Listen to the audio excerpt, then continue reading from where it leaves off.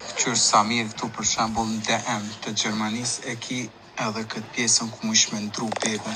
I ki këtu pampersat për shembull lloj ma të vegjël, ma të mëdhej. Ki edhe pall. Sa interesant është interneti, editon video 5 orë nuk shkon viral, fol për pampersa shkon viral.